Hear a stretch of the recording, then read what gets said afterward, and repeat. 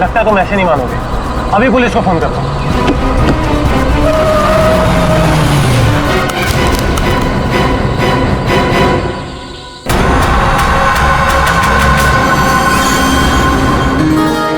अभी तक यकीन नहीं हो पा रहा है सर। जिस एसीपी प्रद्युमन को हम सब अपना आदर्श मानते हैं, उनके साथ सीआईडी में एक दिन काम करने का मौका मिलेगा। वो सब ठीक है, लेकिन तुम लोगों को अभी भी बहुत कुछ काम करना बाकी है मेरी कसौटी पर उतरने के लिए, समझे? बिल्कुल सर, हम लोग भी यही चाहते हैं।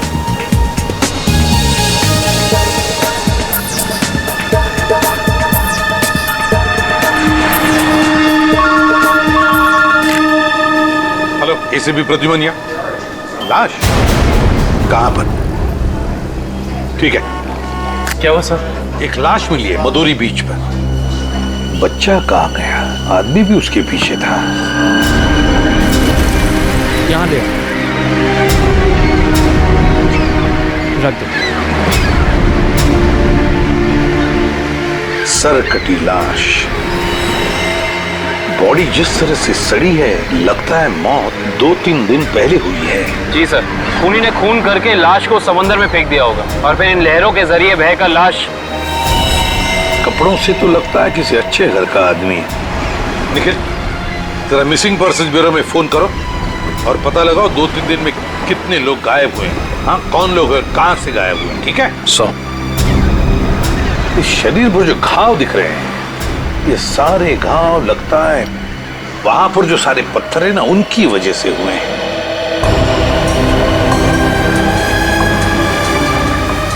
अरे जरा इधर आओ। हाँ साहब। एक बात बताओ, क्या यहाँ कोई ऊंचाई वाली जगह है जहां पर उस तरह के पत्थर हों? हाँ साहब, है ना। यहाँ से 5 किलोमीटर की दूरी पर ऐसी एक पहाड़ी है। 5 किलोमीटर की दूरी पर? ठीक है, थैंक यू। 5 किलोमीटर की दूरी पर पहाड़ी है। कभी एक काम करो, इस लाश को फोरेंसिक लैब भेज दो और इस आदमी ने जो जगह बताई है वहां जाकर के अच्छी तरह से पूछताछ करो, पता लगाओ, देखो कुछ पता चलता है क्या। कोई ना कोई सुराग तो जरूर मिलेगा। Yes sir.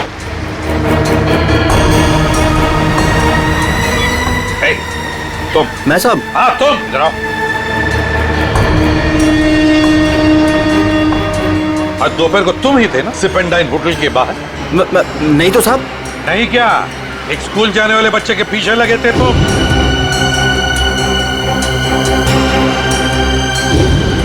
अच्छा, वो तो मेरा भतीजा चिंटू है सर। वो स्कूल नहीं जाना चाह रहा था ना, इसके लिए मैं उसके पीछे दौड़ रहा था। वो स्कूल नहीं जाना चाहता था, इसलिए तुम उसके पीछे दौड़े थे? जी सर। कहाँ रहते हो तुम? सर यहीं सामने एक चौल है, वहीं रहता हूँ सर। चिंटू होगा वहां पर? जी सर। चलो दिखाओ। आइए सर। सर यही हमारा चौल है। आइए सर, आइए इधर। सर यही है चिंटू। चिंटू बेटा, ये सीआईडी से एसीपी अंकल हैं, आपसे मिलने आए हैं। हेलो बोलो। हेलो। चिंटू, बड़ा प्यारा नाम है तुम्हारा। स्कूल जाते हो ना, पढ़ाई करते हो?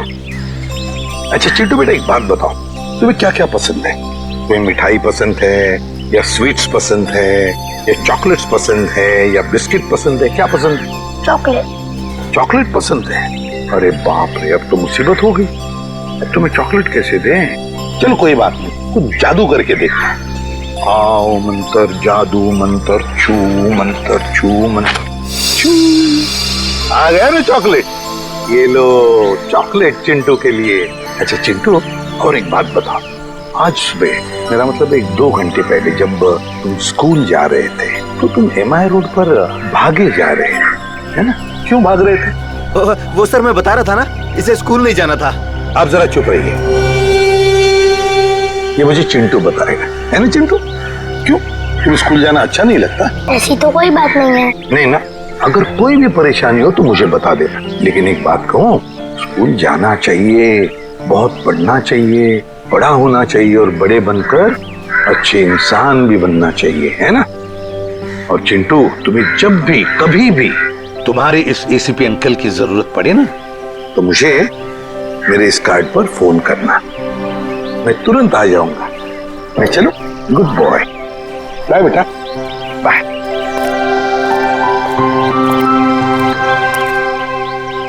बाय चिंटू। चिंटू कुछ ना कुछ तो छुपा रहा है, कुछ ना कुछ तो गड़बड़ जरूर है।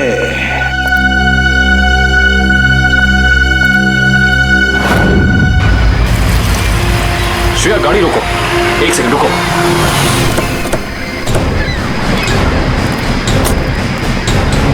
ये देखो, यहाँ पेड़ के नीचे खरोचों के निशान हैं। और ये एक गाड़ी के पेंट जैसा लगता है। हो ना हो यहाँ कुछ ना कुछ तो जरूर हुआ है। सर ये देखिए, टायर के निशान। हो सकता है वो मरने वाला गाड़ी में ही होगा और फिर गाड़ी यहाँ से नीचे गिर गई। आई सी, यहाँ भी निशान है, लेकिन यहाँ घसीटने के भी निशान है। ये देखो, यहाँ से लेके पूरे वहां तक ये घसीटने के निशान तो कोई और ही कहानी बयां कर रहे हैं श्रेया। मतलब खूनी ने पहले लाश को यहाँ से घसीट कर नीचे फेंका और उसके बाद उसकी गाड़ी को यहाँ से, मतलब वो खून को दुर्घटना का रूप देना चाहता था। खूनी इस खून को दुर्घटना दिखाना चाहता था, फिर उसे लाश का सिर काटने की जरूरत क्या थी? ये जवाब तो हमें सिर्फ उस गाड़ी से ही मिल सकता है। करण, गोताखोरों का इंतजाम करो। कुछ भी हो जाए, हमें ये गाड़ी इस समुंदर से बाहर निकालनी ही होगी। देखो कोई और सुराग मिलता है कि नहीं।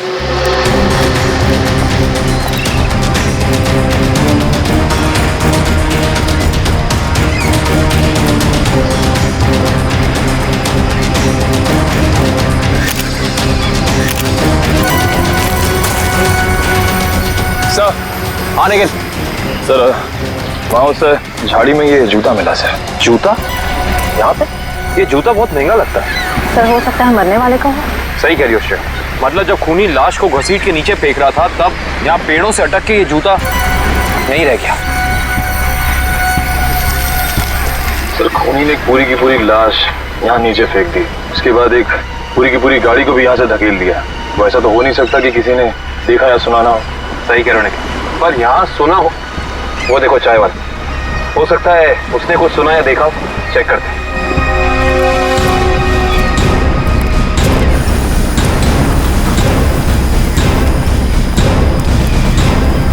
हम लोग सीआईडी से हैं। सीआईडी? हाँ, वो कल रात में यहाँ एक खून हो गया है पीछे ज्वाला रोड पे। उसके बारे में पूछताछ करनी थी। आप में से किसी ने कुछ देखा या सुना हो? ज्वाला रोड पे? नहीं साहब, हम लोग तो ज्वाला रोड पे जाते ही नहीं है। क्यों? क्या अक्सर वहाँ पे ऐसी घटनाएं होती रहती हैं क्या? हाँ, मगर ये घटना कोई इंसान नहीं, वो आत्मा करती है। टैक्सी वाली आत्मा। टैक्सी वाली आत्मा? हाँ साहब, सुना है एक आत्मा टैक्सी चलाती है जो भोले भाले इंसानों को गाड़ी में बैठाकर उन्हें मार डालती है। ज्वाला रोड पर रात को टैक्सी बैठना मौत को दावा देने जैसा है। कैसी बातें कर रहे हैं? इस सदी में भी ऐसी अंधविश्वास की बातें? नहीं साहब, ये अंधविश्वास नहीं है। 3 दिन पहले मैंने खुद अपनी आंखों से देखा है।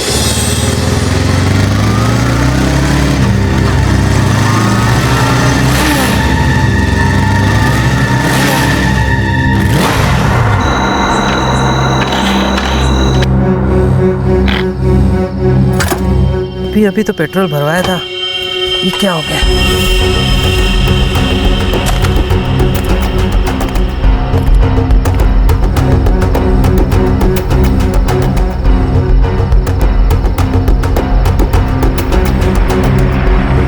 Taxi, taxi. ये क्या? बिना ड्राइवर की टैक्सी? ये कैसे हो सकता है? देखिए भाई साहब, ये आपका कोई वहम होगा। वहम नहीं है साहब, वो वही आत्मा वाली टैक्सी थी। वो तो अच्छा हो गया मैं उसमें बैठा नहीं, वरना आज आप लोग मेरे खूनी की तलाश कर रहे होते। खूनी आत्मा है या फिर कोई इंसान, ये तो उस लाश के जख्मों से ही पता चलेगा। मतलब आप लोगों को पता ही नहीं लगता है कि किसकी लाश है? कोशिश कर रहे हैं सालुंके साहब। जिस लाश का सर ही नहीं है, उसकी पहचान पता करने में थोड़ा बहुत वक्त तो लगता ही है ना सर। ऑफ कोर्स, बिल्कुल। एनीवे, आप लोगों को कुछ पता लगा हो या नहीं लगा हो, लेकिन सालुखे ने अपना काम कर दिया। अच्छा, क्या पता लगाया सर आपने? ये देखो, ये फोटोग्राफ्स देख रहे हैं आप लोग? ये उन घावों के फोटोग्राफ्स हैं जो इस आदमी के शरीर पर मिले थे, और ये सारे घाव इस आदमी के मरने के बाद इसके शरीर पर आए। इसका मतलब इस इंसान की मौत इन जख्मों से नहीं हुई है? नहीं केविन, इस आदमी की मौत तभी हो गई थी जब इसकी गर्दन इसके धड़ से अलग की गई थी। और खूनी ने जब इसे पहाड़ के ऊपर से नीचे समंदर में फेंका तब ये निशान आए होंगे। बिल्कुल दया। शायद किसी तलवार या बड़े चाकू का इस्तेमाल किया है खूनी ने इस जुर्म को अंजाम देने के लिए। निर्दोषक, अगर किसी तलवार या किसी चाकू का इस्तेमाल किया होता तो मुझे इसकी गर्दन के नीचे यहाँ पर तलवार या चाकू का निशान मिलता। सालुंके साहब, अगर चाकू से नहीं काटा तो फिर इसकी गर्दन अलग कैसे की? भाई कोई बहुत ही ताकतवर इंसान है ये खूनी। उस खूनी ने एक ही झटके में इस बेचारी की गर्दन इसके धड़ से उखाड़ कर अलग कर दी। अरे बाप रे, मुझे तो लगता है ये काम उसी टैक्सी वाली आत्मा का होगा। अरे यार, ये इसका मतलब मुजरिम ने खून करने का ये तरीका इसलिए चुना ताकि ये आदमी भी मर जाए और हम इसकी पहचान भी ना कर सके। गलतफहमी है खूनी को, चाहे खूनी खुद को कितना ही होशियार क्यों ना समझ रहा हो। सीआईडी किसी न किसी तरीके से रास्ता निकाल ही लेती है। बिल्कुल दया, और हमें एक रास्ता मिल भी गया है जो हमें इस आदमी की पहचान भी बताएगा और उस खूनी तक भी पहुंचाएगा। कैसा रास्ता साहब? एक ये जूता जो आपको क्राइम सीन पे मिला है, और ये इसी आदमी का जूता है, और इस जूते के नीचे हमें क्या मिला है वैभव? इस जूते के नीचे हमें स्याही मिली है जिसका इस्तेमाल प्रिंटिंग प्रेस में किया जाता है, जैसे मैगजीन या न्यूज़पेपर की। प्रिंटिंग प्रेस की स्याही? क्राइम सीन के पास एक प्रिंटिंग प्रेस है तो सही, शायद वहां से हमें कुछ पता चल जाए। Let's go. दया। हाँ सर। एक मिनट, तुमसे बात करनी। आप लोग जाओ। क्या हुआ सर, कुछ कहना बाकी रह गया क्या? हाँ दया, ये यार एक कार्ड तुम अभिजीत को दे देना। क्या है सर, मैं खोल के देखूं? हाँ देख लो।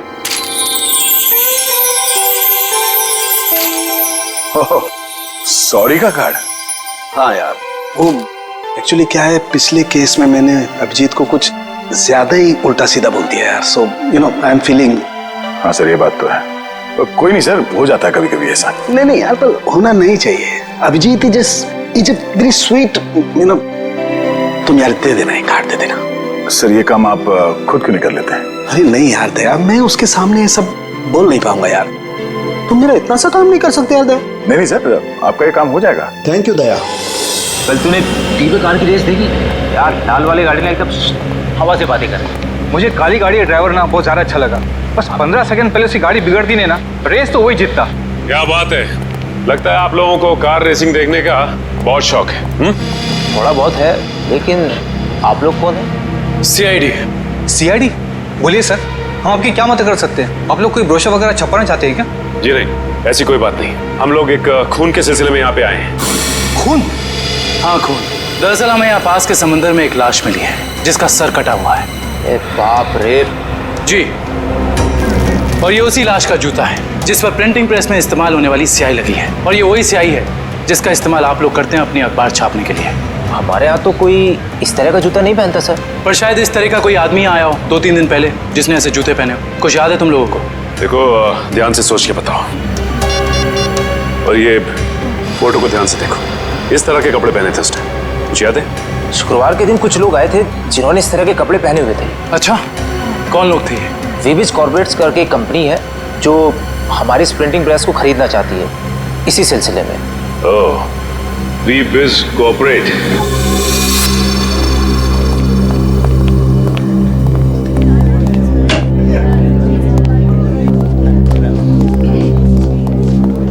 ये कहिए। हम लोग सीआईडी से। सीआईडी हमारे ऑफिस में? जी, शायद आपके ऑफिस में से किसी का खून हुआ है, उसी की तहकीकात हमें यहाँ ले आई। किसका खून हुआ सर? यही तो पता करना है। क्यों, आप लोगों को नहीं मालूम है किसका खून हुआ? जी नहीं, क्योंकि उस लाश का सर गायब था। लाश का सर गायब था? ये इतनी बेरहमी से कत्ल? जी हाँ, और हमें शक है कि जिस आदमी का खून हुआ है वो इसी ऑफिस में काम करता था। करण सर, ये है उस आदमी का जूता, पहचानते हैं आप लोग? ये तो अविनाश जी का जूता है, पिछले हफ्ते ही बनवाया था उन्होंने। और इस तरह के कस्टमाइज्ड डिजाइनर जूते तो वही पहनते हैं। खून हो गया उनका? मुझे तो यकीन ही नहीं हो रहा है। लगता तो ऐसे ही है। अच्छा ये बताइए कि क्या शुक्रवार की रात अविनाश बिंजलपुर की प्रिंटिंग प्रेस में गया था? हाँ, हम सब लोग साथ में गए थे, लेकिन 10 बजे वहां से निकल गए थे। अच्छा, अविनाश ने वहां से कोई टैक्सी वगैरह ली थी क्या? जी नहीं, उन्होंने कोई गाड़ी नहीं ली थी, वो तो अपनी गाड़ी से गए थे। इस अविनाश की किसी से कोई दुश्मनी वगैरह? जी उन्होंने कोई बताया तो नहीं था, लेकिन पिछले कुछ दिनों से उन्हें धमकी भरे फोन आ रहे थे।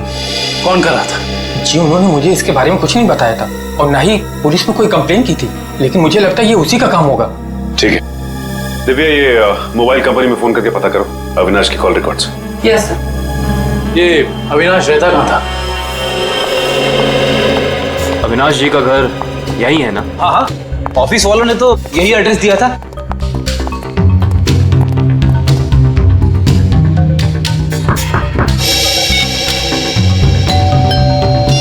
घर में कोई नहीं है क्या? लगता तो ऐसा ही है। अविनाश की पत्नी नेहा का भी फोन नहीं लग रहा। एक काम करते हैं, दरवाजा खोल देते हैं।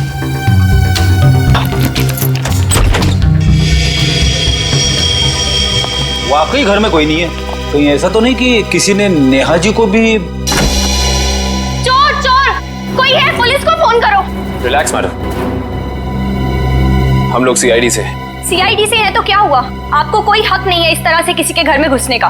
माफ कीजिए, आप नेहा जी है ना, अविनाश की पत्नी? हाँ। देखिए, हम लोगों ने काफी कोशिश की आपको फोन करने की, लेकिन आपका फोन लग ही नहीं रहा था। बहुत बार फोन करने की कोशिश की? जी हाँ, और बाहर इतनी घंटी बजाने के बावजूद जब आपने घर का दरवाजा नहीं खोला तो हमें मजबूरन आपके घर में दाखिल होना पड़ा। हाँ, वो मेरे फोन की बैटरी खत्म हो गई थी और मैं अभी अभी तीर्थ यात्रा से वापस आई हूँ। आखिर बात क्या है? अच्छा ये बताइए कि अविनाश से आपकी आखिरी बार कब बात हुई थी? हो गए 2-3 दिन। वहाँ पे फोन का नेटवर्क नहीं आ रहा था, इसीलिए बात नहीं हो पाई। आप लोगों को अविनाश से मिलना है ना, तो शाम को आइए ना, वो इस वक्त ऑफिस में होंगे। नेहा जी, एक बुरी खबर है। आपके पति अविनाश जी अब इस दुनिया में नहीं रहे। क्या? अविनाश, ये सब क्या हो गया? नेहा जी प्लीज संभालिए अपने आप को, प्लीज संभालिए।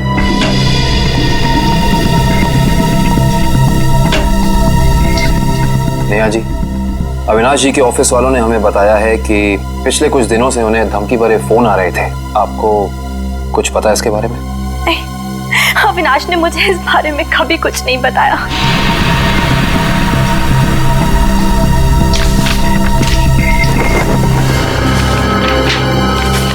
Sir,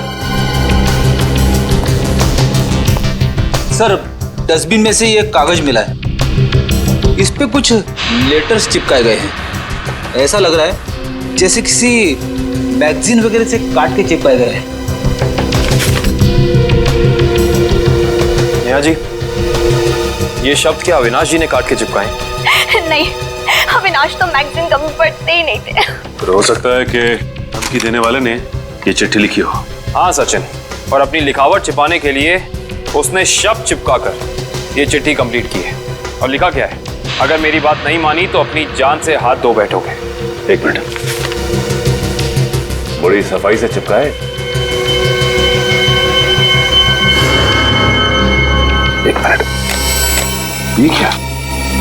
JLT magazine? मतलब ये JLT मैगजीन से काटा गया है? JLT मैगजीन, ये नाम मैंने कहीं देखा है पर मुझे याद नहीं आ रहा कहाँ। याद करो काबिल, कहाँ पे देखा है? कहीं अविनाश जी के ऑफिस में तो नहीं, वहां नहीं, कहीं। हाँ याद आया, ये मैगजीन मैंने वीरेन के पास देखी थी, उसकी प्रिंटिंग प्रेस में। लेकिन वीरेन की अविनाश जी से क्या दुश्मनी हो सकती है? रेडी, अविनाश की कंपनी वो प्रिंटिंग प्रेस खरीद रही थी, तो हो सकता है प्रिंटिंग प्रेस के मजदूरों को लगा हो कि उनकी नौकरी खतरे में है। और जैसे ही अविनाश जी प्रिंटिंग प्रेस से बाहर निकले, वीरेन ने उन्हें, ओह आई सी, इस वीरेन से दोबारा मिलना पड़ेगा।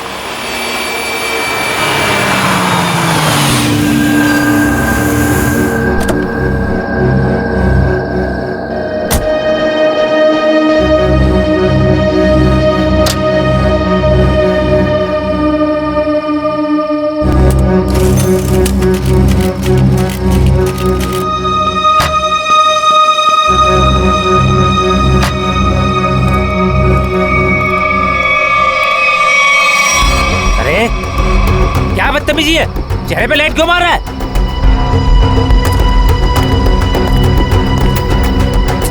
अरे जानता है कौन हूँ मैं? अखबार में काम करता हूँ। पागल है? रात को भी यार आदमी। लगता है ऐसे नहीं मानेगा तू। आज घर मार खा के जाने का इरादा लेके आया तू। तेरी तो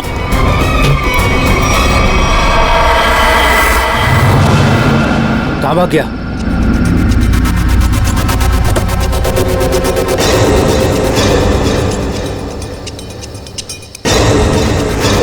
कहाँ भाग गया?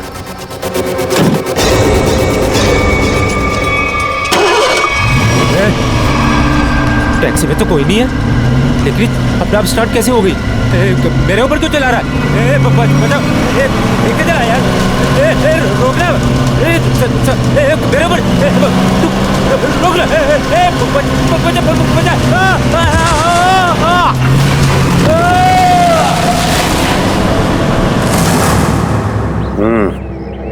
एक और खून। लगता है कोई गाड़ी बड़ी तेजी से इसके शरीर के ऊपर से गई है। शरीर के इस हिस्से को और इस हिस्से को बुरी तरह से कुचल दिया है। बड़ी बेरहमी से मारा है। सर, अब तक तो हम ये सोच रहे थे कि अविनाश के खून में वीरेन का हाथ है, पर अब किसी ने वीरेन को ही मार दिया। हाँ श्रेया, अविनाश और वीरेन की मौत के बीच में कोई ना कोई समझ जरूर है। मगर सर, किसी और गाड़ी से कोई खून क्यों करेगा? क्या मतलब है तुम्हारा? सर, मैं ये कहना चाहता हूँ कि मुझे लगता है कि ये खून आत्मा वाली टैक्सी नहीं किया है सर। फिर वही आत्मा। पंकज, ये आत्मा वात्मा कुछ नहीं होती, समझे? सर, ये मैं नहीं कह रहा हूँ सर। सर, आपको याद है ना उस आदमी ने क्या कहा था? सुना है एक आत्मा टैक्सी चलाती है जो भोले भाले इंसानों को गाड़ी में बैठाकर उन्हें मार डालती है। ज्वाला रोड पर रात को टैक्सी बैठना मौत को दावा देने जैसा है। हाँ, इसका एक्सीडेंट किसी टैक्सी से हुआ या फिर किसी गाड़ी से, इसका पता तो इस एटीएम पे लगे हुए कैमरे से ही चलेगा। एक काम करो करण, दिव्या सर, जरा फुटेज निकालो, तब तक हम लोग गाड़ी चेक कर लेते हैं।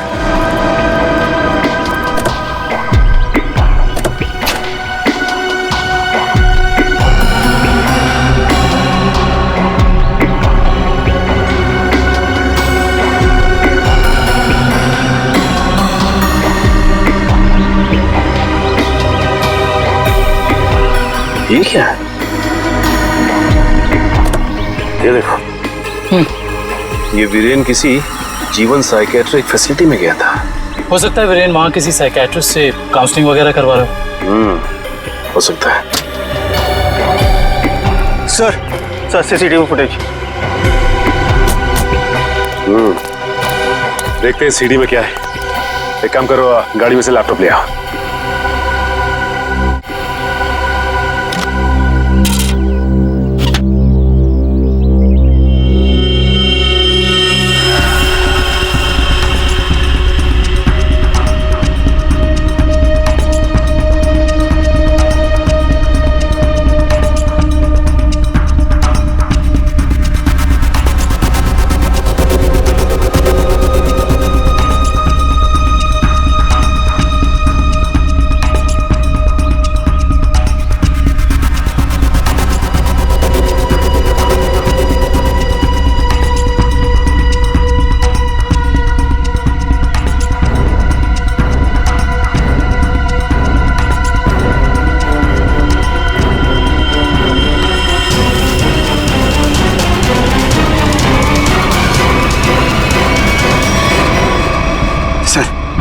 देख लिया आप लोगों ने? मैं कहता था ना, आत्मा वाली टैक्सी। जरा ड्राइवर सीट पे जूम इन करो।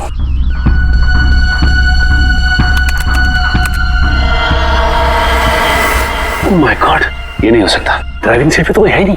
सर, अब तो आप लोगों को सबूत मिल गया है कि आत्माएं होती हैं।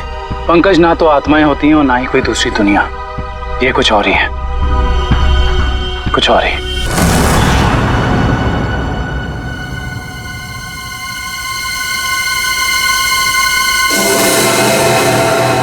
सर, हालत बहुत खराब है सर। सर, अगर आज मुझे कुछ हो गया ना, तो मेरी माँ को एक मेरा आखिरी संदेशा दे दीजिएगा। क्या? सर, उनसे कहिएगा कि जो वो इतने प्यार से मोतीचूर के लड्डू बनाती है ना, वो ना बनाए, क्योंकि उन्हें प्यार से खाने वाला उनका लाल शहीद हो चुका है सर। अरे तो इसमें आंटी जी के लड्डुओं पर रोक लगाने की क्या जरूरत है? हम लोग है ना, खा लेंगे तुम्हारा नाम लेकर। क्या मतलब सर? आप जानते हैं कि ये मेरी आखिरी रात है। अरे पंकज, ऐसा कुछ नहीं होने वाला। सिर्फ एक बार ये केस सॉल्व हो जाए तो हम सब आएंगे तुम्हारे साथ, तुम्हारे घर, और तुम्हारी मम्मी के हाथ से बने लड्डू हम सब मिलकर खाएंगे। ठीक है ना? ठीक है सर।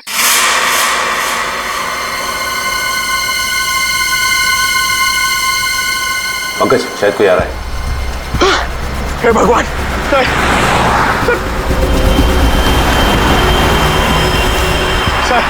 सर, टैक्सी नहीं थी सर।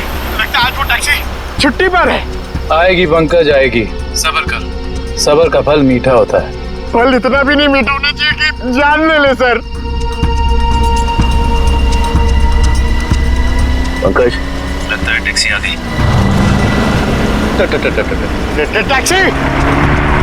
रुक जा, रुक जा, रुक जा।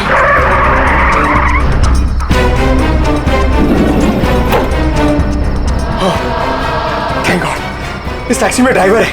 चलो भैया।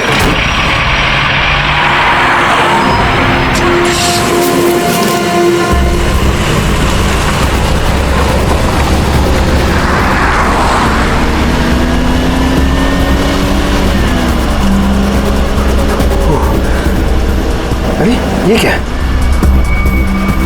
अरे भाई साहब ये ड्राइवर! सर!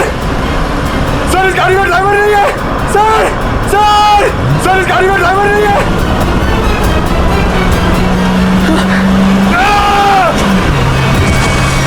अरे ये पंकज टैक्सी से कूद गया। ओह माय गॉड, इसे चोट न लगी।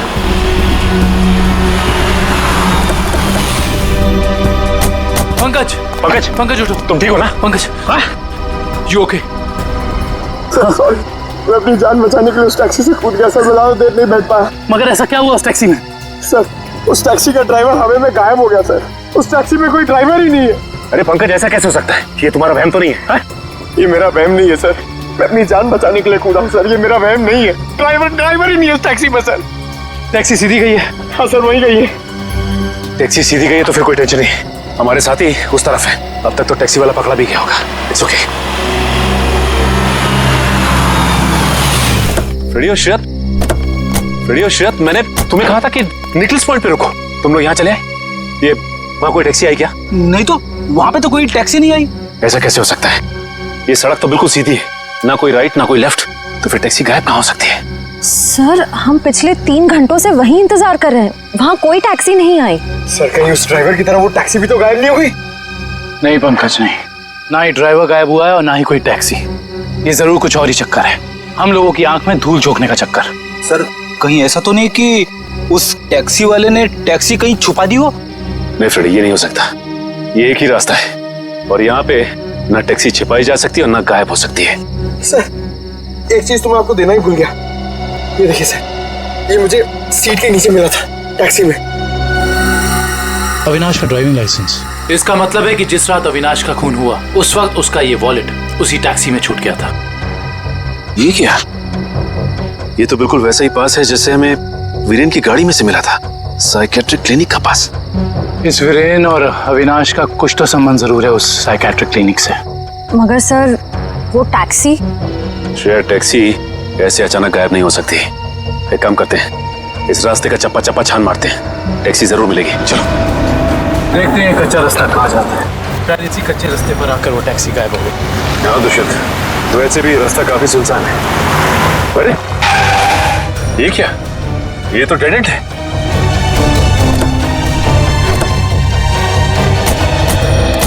अगर टैक्सी यहाँ से गई भी होगी तो यहाँ से आगे नहीं जा सकती। लगता तो यही है। यहाँ तो आगे बस ये दीवार है।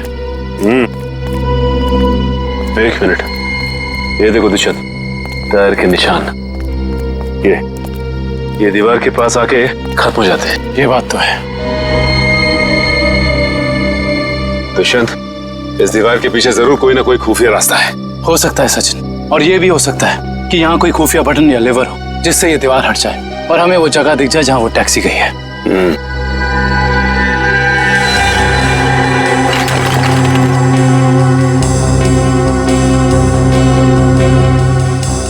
यहाँ तो कोई भी ऐसी जगह नहीं है जहाँ पे लिवर या फिर कोई बटन लगा हो। तो फिर तोड़ देते हैं दीवार को।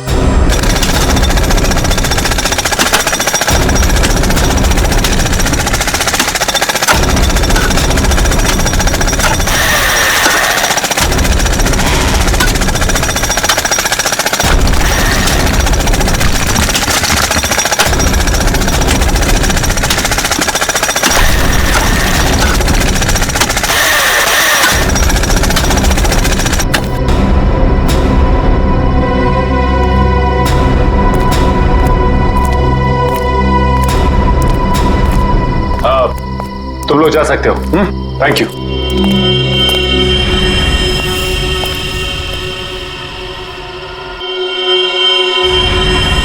ओह माय गॉड, तो ये वो जगह है, मगर टैक्सी तो दिख नहीं रही। इसका मतलब यहाँ से बाहर निकलने का कोई दूसरा रास्ता भी है। लगता है ये है वो दूसरा रास्ता। यहां से बहुत प्लानिंग के साथ किए जा रहे हैं ये काम, और इसी प्लानिंग की कोई ना कोई कड़ी हमें यहां जरूर मिलेगी।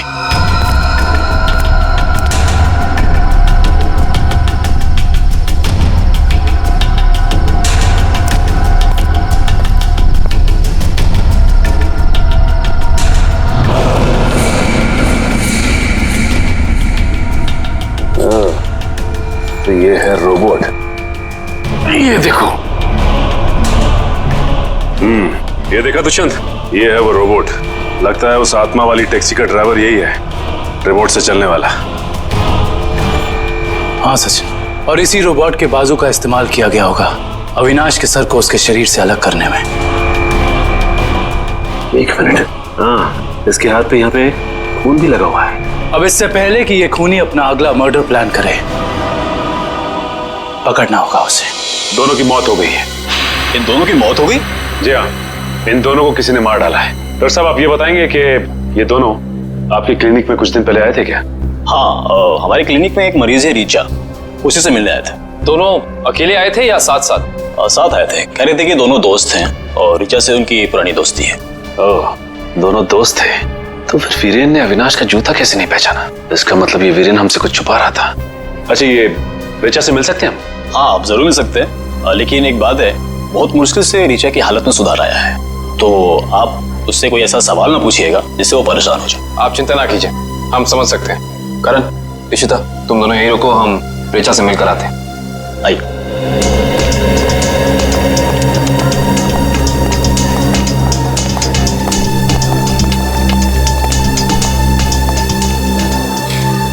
रीचा, देखो तुमसे कौन मिलने आया है। हेलो रीचा, मेरा नाम काविन है, ये सचिन है और ये फ्रेडी। हम तीनों सीआईडी के लिए काम करते हैं। सीआईडी? जी हाँ रीचा जी, इन फोटोज को ध्यान से देखिए। इन्हें पहचानती हैं? ये आपके दोस्त अश्विन और ये वीरेन। ये दोनों कुछ दिन पहले आपसे मिलने आए थे ना? देखिए ऑफिसर, मुझे नहीं लगता है कि रीचा आपके सवालों का जवाब दे पाएगी। प्लीज डॉक्टर, खूनी तक पहुंचने के लिए हमारा रीचा जी से बात करना बहुत जरूरी है। खूनी? हाँ रीचा, खूनी। तुम्हारे इन दोनों दोस्तों का खून हो गया है। इसके बारे में कुछ बता सकती हो हमें?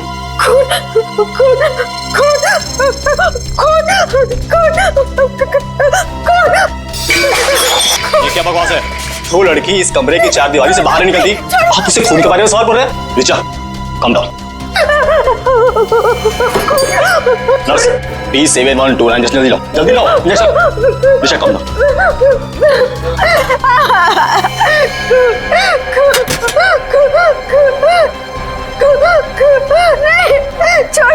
छोड़ो मुझे।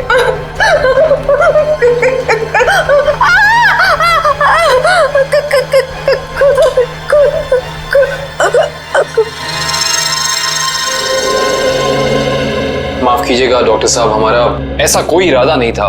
Really sorry. देखिए, ऐसी बात नहीं है, इस तरह के मरीज बच्चों की तरह होते हैं, इन्हें हर शब्द टोल मोल के बताना पड़ता है। डॉक्टर साहब, ये बात हम समझ सकते हैं, लेकिन एक बात तो तय है कि इन तीनों के अतीत की कोई ऐसी कड़ी है जो एक दूसरे से जुड़ी हुई है। इस केस से जुड़ी एक बहुत खास बात सामने आई है।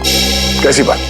यही कि अविनाश, नेहा और ऋचा एक ही कॉलेज में पढ़ते थे और वीरेन भी पास वाले कॉलेज में ही पढ़ता था। ओह, मतलब ये सब पुराने दोस्त हैं? हाँ सर, और उस दौरान डाली नाम का एक सीरियल किलर कॉलेज के बच्चों का खून कर रहा था। और एक दिन इन चारों ने मिलकर पुलिस की मदद की और इस डाली को जेल भिजवा दिया। ओह, तो शायद हो सकता है ये सारे खून डाली कर रहा। यस सर, 2 महीने हो गए उसे जेल तोड़कर भागे हुए, और अभी तक वो पुलिस के हाथ नहीं लगा है। ये अविनाश और वीरेन तो मारे गए हैं, वो अगला शिकार या तो रीचा है या फिर नेहा। श्रेया, इस रीचा के क्लिनिक में फोन करो, उसे चौकन्ना रहने के लिए कहो, जल्दी। दुष्यंत, नेहा को फोन लगाओ, जल्दी।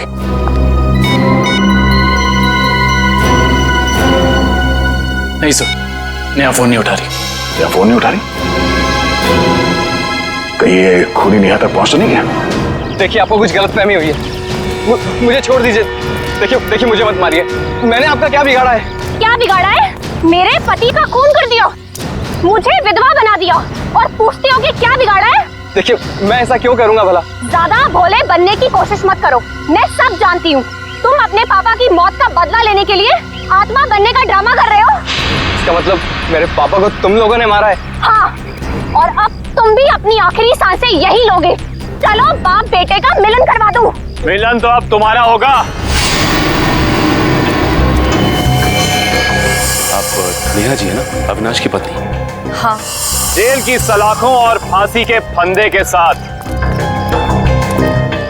सीआईडी, हाँ आप लोग यहाँ? हाँ हम यहाँ। बोलो से। सर मुझे बचा लीजिए सर, सर ये मुझे मार डालेगी। डरो मत, कुछ नहीं होगा, हम लोग कुछ नहीं कर पाएंगे। तुमने इसके पापा का खून किया? अब गड़े मुर्दे उखाड़ने का कोई फायदा नहीं है। सच तो ये है कि खून इसने किए हैं, पहले अविनाश, फिर वीरेन, और अब तीसरा नंबर मेरा था। मैंने सोचा इससे पहले ये मुझे मारे, मैं इसे मार दूं। सर मैंने किसी को नहीं मारा है सर। सर मुझे तो ये भी नहीं पता था कि मेरे पापा का खून हुआ है। मैं तो समझ रहा था सर कि वो एक एक्सीडेंट है। कार एक्सीडेंट ही था वो, गलती हुई थी हमसे, लेकिन उस गलती के बदले तुमने दो खून कर दिए। मैंने किसी को नहीं मारा है। ये सही कह रहा है। अविनाश और वीरेन का खून एक सीरियल किलर डाली ने किया है, जो तुम लोगों से बदला लेना चाहता है। डाली? हाँ डाली। कॉलेज के वक्त तुमने उसे जेल भेजा था ना? इसका मतलब डाली ये सारा खेल रच रहा था, ये सब आत्मा बनने का ड्रामा।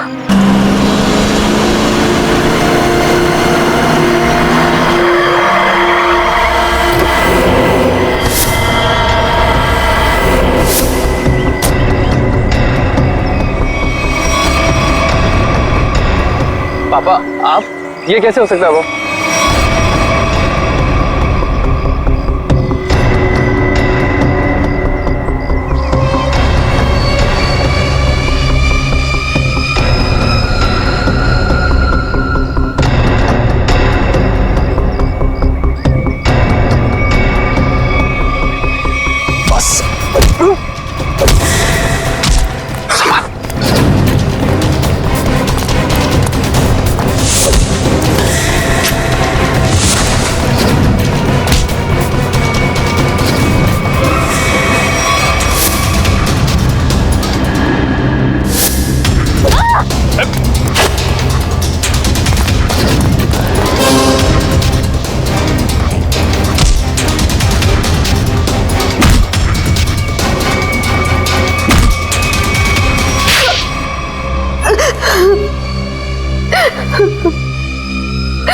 क्यों किया तुमने ये सब?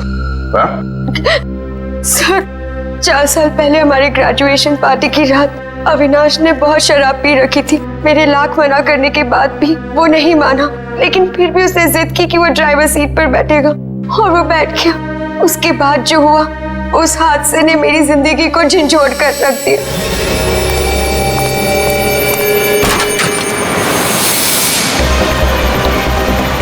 गाड़ी मुझे चलाने तो तुमने बहुत पी रखी है। डरो मत रिचा, पीने के बाद में और भी सेफ गाड़ी चलाता हूँ।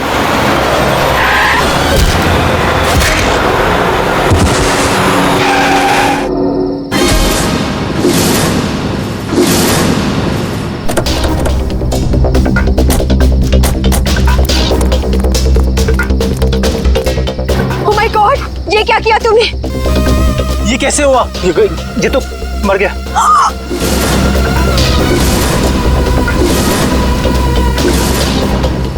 अविनाश, तुमने इसकी जान ले ली। कहा था ना तुम्हें, मुझे गाड़ी चलाने दो। रिचा प्लीज, मैंने इसे जानबूझ के नहीं मारा है। प्लीज अपनी गलती पर पर्दा डालने की कोशिश मत करो, हमें पुलिस को बुलाना होगा। तुम्हारा दिमाग खराब हो गया? अगर पुलिस आई तो हम सबके सब अंदर जाएंगे। सब क्यों जाएंगे? सिर्फ अविनाश जाएगा। क्या तुम अपने दोस्त को जेल भिजवाओगी? दोस्ती अपनी जगह और कानून अपनी जगह। कोई पुलिस नहीं बुलाएगा। तुम्हारी बेवकूफी की वजह से सबकी जिंदगी खराब हो सकती है। अगर हम पुलिस को नहीं भी बुलाएंगे तभी पुलिस को पता चल जाएगा। किसी को कुछ पता नहीं चलेगा। अब एक काम करते हैं, इसकी लाश को टैक्सी में डालते हैं, तो टैक्सी को खाई में धक्का दे देते हैं। ये राज हमेशा हमेशा के लिए यहीं दफन हो जाएगा। क्या? एक टैक्सी वाले का खून कर दिया तुम लोगों ने? हाँ सर, मेरे लाख समझाने के बाद भी उन तीनों ने अपने आप को कानून के हवाले नहीं किया। उन्हें डर था कि उनका सुनहरा भविष्य शुरू होने से पहले ही खत्म हो जाएगा। और तुम इस हादसे से उभर नहीं पाई, तुम्हें साइकेट्रिस्ट फैसिलिटी ज्वाइन करनी पड़ी। हाँ, क्योंकि मेरा दिल उन तीनों की तरह पत्थर का नहीं। आज भी उस टैक्सी ड्राइवर की मौत का बोझ मेरे जमीर को कचोटता रहता है। अगर इतनी तकलीफ हो रही थी तुम्हें तो तुम सीआईडी के पास क्यों नहीं आई मदद के लिए? हा?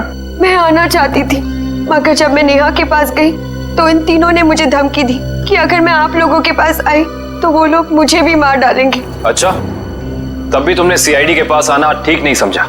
मेरे डैड एक वर्ल्ड क्लास रिसर्चर थे। उन्होंने एक नई तकनीक का आविष्कार किया था जिससे गाड़ियां रिमोट कंट्रोल की मदद से चलाई जा सकती है। अच्छा, इसलिए बदला लेने के लिए तुमने एक ऐसी टैक्सी का इस्तेमाल किया जो रिमोट से चलती है, जिसमें एक रोबोट बैठा था। हाँ, जैसे मेरी जिंदगी भी एक टैक्सी की वजह से बर्बाद हो गई, उन तीनों का भी अंत उस टैक्सी की वजह से ही हो। मगर जब हमारा ऑफिसर पंकज टैक्सी में बैठा था तब तुमने उस रोबोट को गायब कैसे किया? पेनेट ली हुआ केमिकल के जरिए। उसका असर इतना खतरनाक होता है कि खुद ब खुद देखते ही देखते अपने आप चीजें नष्ट हो जाती है, कुछ कुछ एसिड की तरह। बहुत लंबी प्लानिंग की थी तुमने खून करने की, मगर क्या फायदा हुआ?